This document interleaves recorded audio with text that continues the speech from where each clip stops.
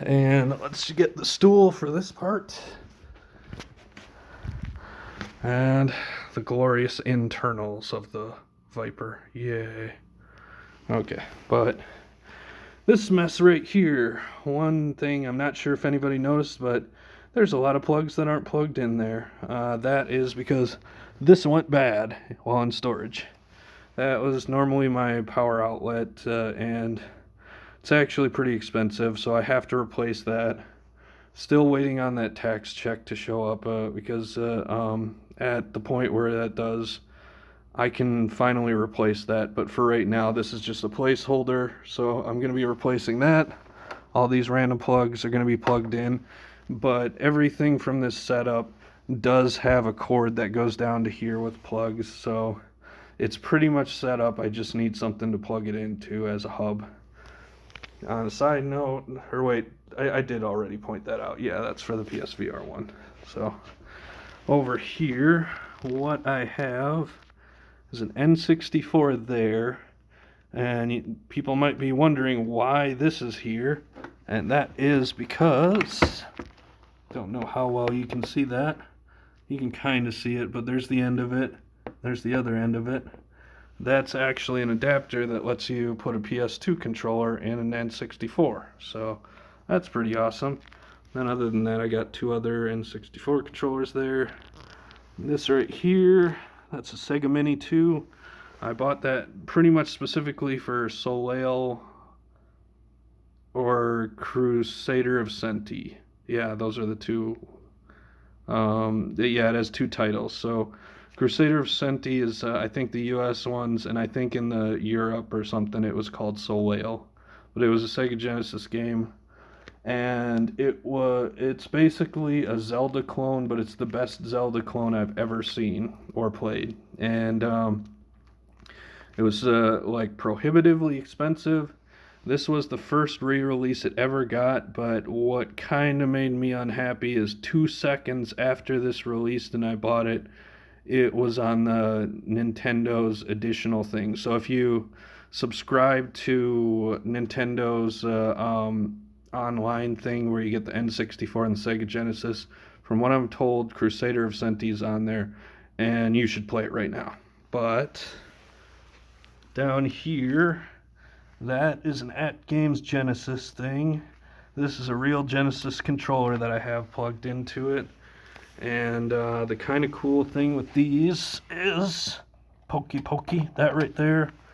You can actually put Genesis cartridges in there. One thing that I found out is it's read only. So if you have a Genesis game that has a save system like Crusader, you cannot save with that, which is really annoying, and there was nothing that indicated that. But that said, the general consensus is that AtGames does not necessarily make very good stuff. And actually that is the same thing with this. This is a Retro Bit Generations. That's what these two controllers here are. The Retro Bit Generations, it has several different consoles and I think a couple arcade games, but they're kind of known for not great stuff as far as like emulation. And I can vouch for the fact that the arcade games that are on there, they bit off more than they can chew with that, and the emulation is not very good. This right here is an Atari Flashback. I forget what kind of Atari that is, but this right here is an official controller that's plugged into it, because my plug and play stuff, I like it when you can actually buy the real controllers. So I don't know if you recognize that controller. That's the kind of Atari that it is. Sorry about that.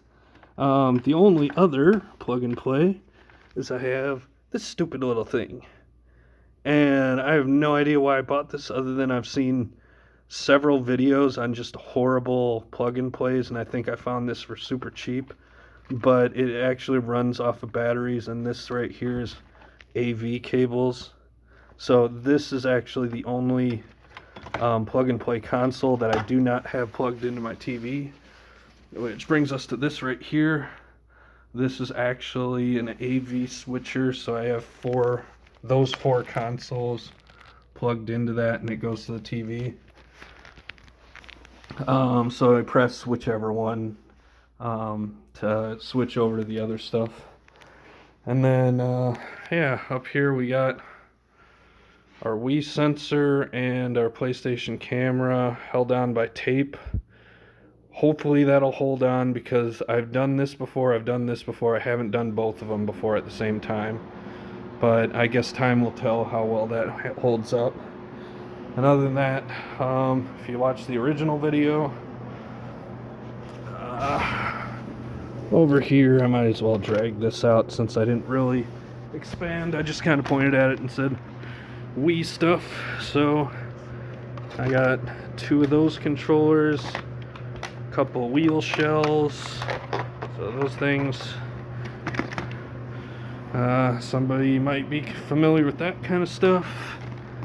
This thing, which is kind of nice.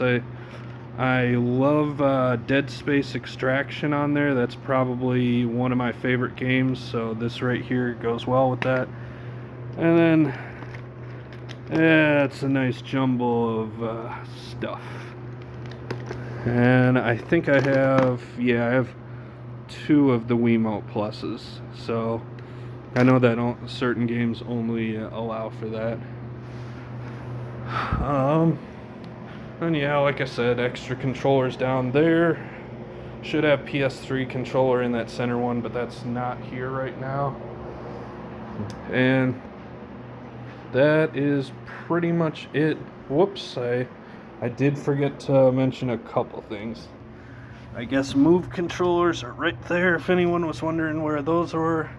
And then this right here is actually a T150 flight stick.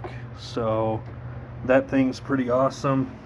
I especially with the few VR games that support it.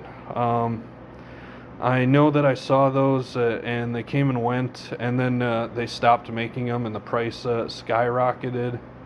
Fortunately, they did a re-release at some point, and when they did, I made sure to get one of those as soon as possible because I knew that I wanted that for VR games. And yeah, ultimately, VR racers like Gran Turismo 7 with this wheel are pretty much the peak of video gaming.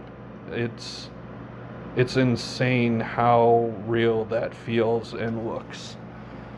And again, that brings to light my biggest gripe is that the PSVR 2 does not have racing games.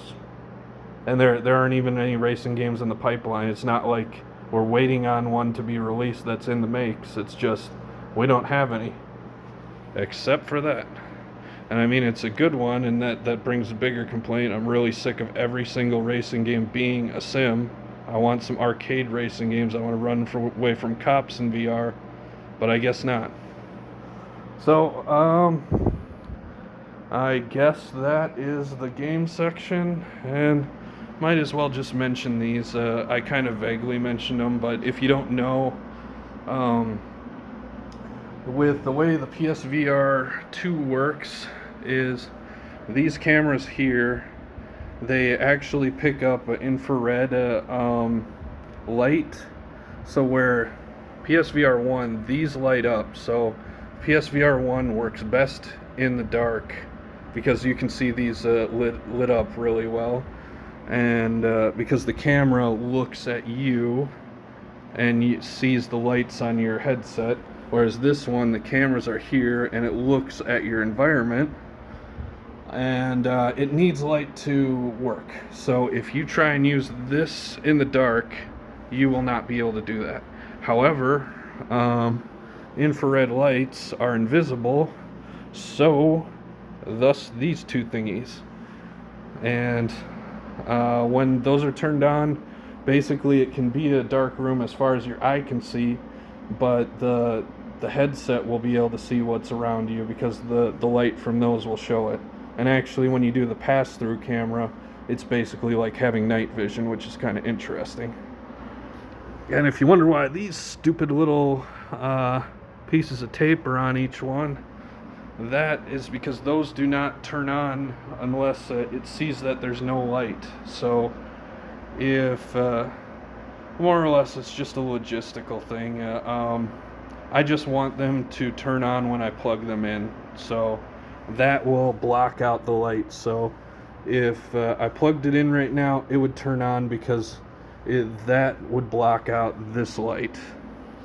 If that were not there, it's kind of annoying because if I had like the kitchen light on and the kitchen light barely hit this, but then this was all dark, this would not work because the kitchen light would barely be hitting it. So that's why, and I've seen other people talk about that they did that. So yeah, it's kind of a common thing once you go down that rabbit hole. But yeah, I guess that's it. Hopefully everyone enjoyed the show, and yeah, I guess that's what I got going on so far. Right now what I'm playing is, or I guess more specifically is not playing, is Payday 3, and I really hope they fix that soon because I'd really like to play that because I bought it and stuff. But, you know, anyways, adios.